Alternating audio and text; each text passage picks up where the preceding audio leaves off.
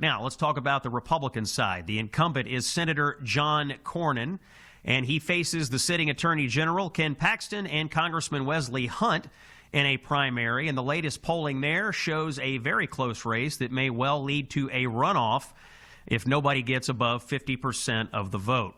Joining us now to discuss the Texas Senate race and other issues is Senator John Cornyn of Texas. Senator Cornyn, welcome back to the Scott Jennings Show.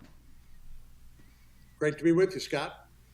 Thanks for spending some time with us today. I want to start this interview by playing a brand new television ad that you have released in this campaign attacking your opponent, Ken Paxton here. Let's take a listen to cut number 8. It's voting time, so let's cut through the bullshit. Crooked Ken Paxton cheated on his wife. She's divorcing him on biblical grounds. So now Paxton's wrecking another home, sleeping around with a married mother of 7. And remember this, Crooked Ken has increased his net worth by as much as 7,000% since taking office. And his actions in office, even more troubling. Paxton gave millions of Texas tax dollars to left-wing organizations, including the Montrose Center that hosts drag queen shows and performs gender-affirming services to kids as young as 7. Now think of the Paxton dirty deeds we don't know about yet. The wife cheater and fraud, or the Texas workhorse. Senator John Cornyn is endorsed by the Border Patrol, and he voted with President Trump 99% of the time. Cornyn got the money to finish the damn wall. Texans know what to do. I'm John Cornyn, and I approve this message. Join my team and give today. One of the most blistering attack ads I have ever heard. How do you think Texans are going to respond to this message? Well, it's all true, Scott. And, I've had a lot of my constituents in Texas say they can't believe this is actually a race. Given the baggage that Ken Paxton brings into this race, the chance that he would actually lose a red Senate seat in a state like Texas in the first crack in the red wall, and at very minimum would cost hundreds of millions of dollars to try to salvage him if were he the nominee. And chances are he would end up hurting the overall ticket, including the 5 new congressional seats that were drawn during redistricting. So I think I can help the president in his the last 2 years of his term of office. I think I can help the down ballot. And we spend money picking up Senate seats in Georgia, Michigan, and New Hampshire. Is it your view that if Paxton is the nominee of the Republican Party, that it would become favored for the Democrats to win the Senate seat in Texas? That's the only reason why Jasmine Crockett and James Tallarico are running, because they see it's been since 1994 that we have not elected a Democrat statewide. So this would be the first chance. And I think the reason they are running is because they see this as an opportunity where Ken Paxton be the nominee. But of course, we're determined not to let that happen. But as you said, it's likely to be a runoff, and the race decided on May the 26th. Let's talk about some issues in Washington, Senator Cornyn, including the Save America Act. There appears to be a little bit of news on this today. It doesn't feel like, based on what we're hearing, that there is enough support in the Senate Republican Conference to change the rules of the filibuster in the Senate to advance the Save America Act. Can you tell us anything about what you know today regarding the future of this legislation?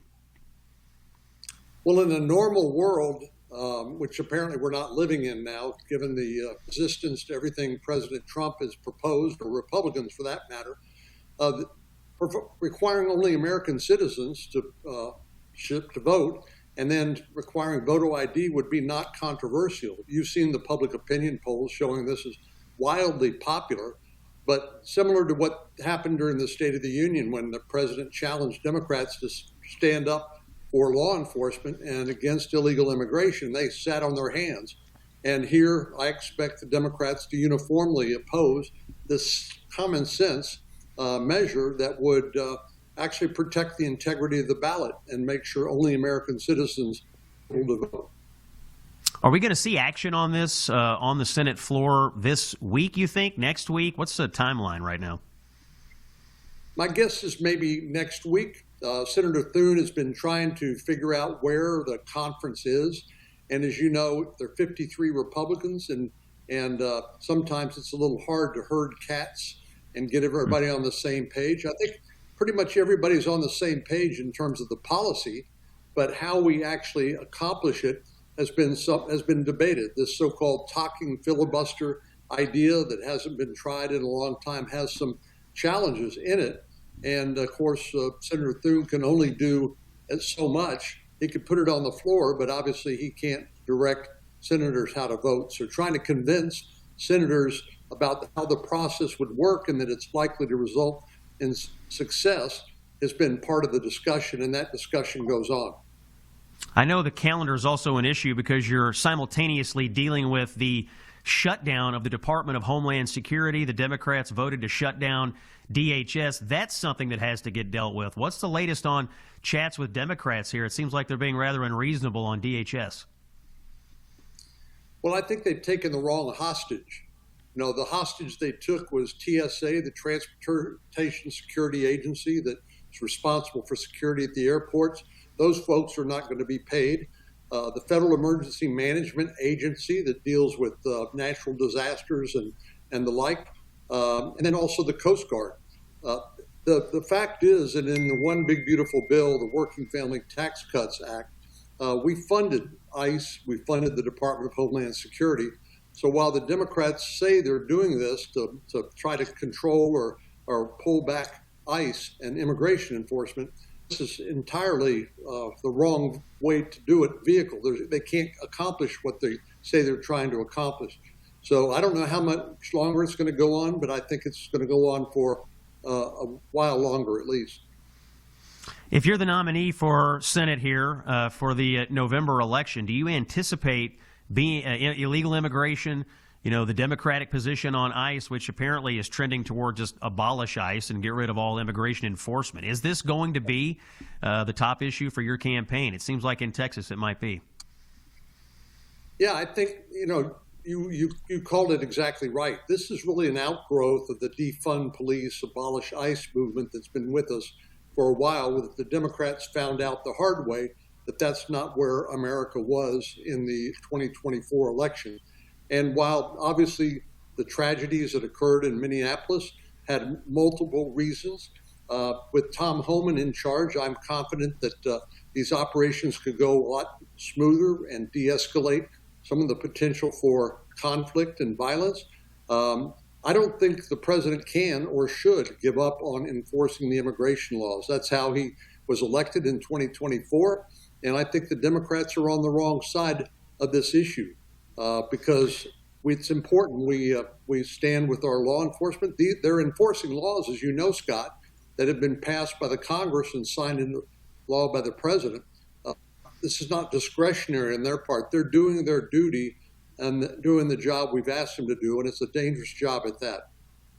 We're talking to Senator John Cornyn of Texas about the upcoming Senate race and key issues going on in Washington. Senator, continuing on here, discussions about illegal immigration issues. One of the things that has many Americans outraged right now, this idea that illegal aliens can obtain commercial driver's licenses, CDLs. We've seen a number of accidents on American roadways. People are dying because illegal aliens who can't read road signs, who can't speak English, who can't follow our laws are behind the wheel. Now, you have plans, I think, to introduce legislation that would bar illegal immigrants from getting these CDLs. The president talked about this in the State of the Union on Tuesday night. What can you tell us about that? Well, taking a cue from the president, but this is really something that's been worked on in states like Texas.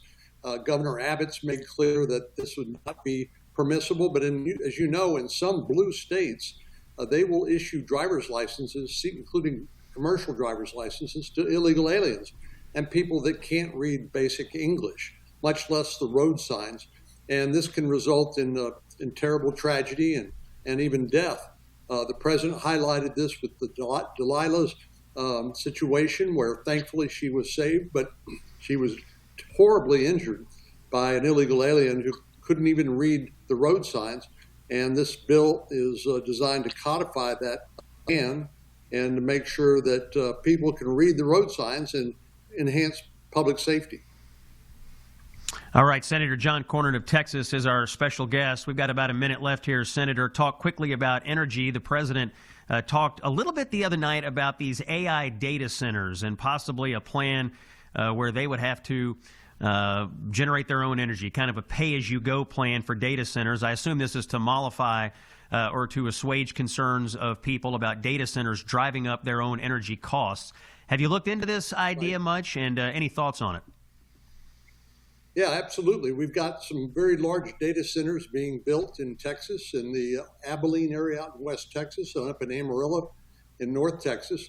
And concerns are that this might drive up utility bills, particularly electricity bills, because they would require huge amounts of electricity, but also water too, which is a concern.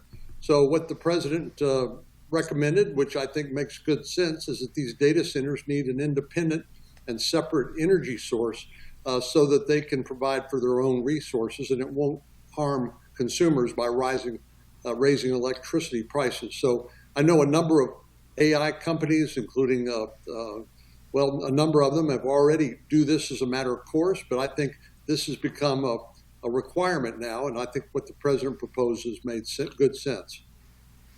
That voice you're hearing today, Senator John Cornyn of Texas. There's a big Senate race going on in Texas. Election day for the primary is coming up on March the 3rd, and then if there is a runoff in the primary, that would happen in May. Senator Cornyn, thanks for your time today. Appreciate your insights. Yep. Thanks, Scott. Thank you, sir.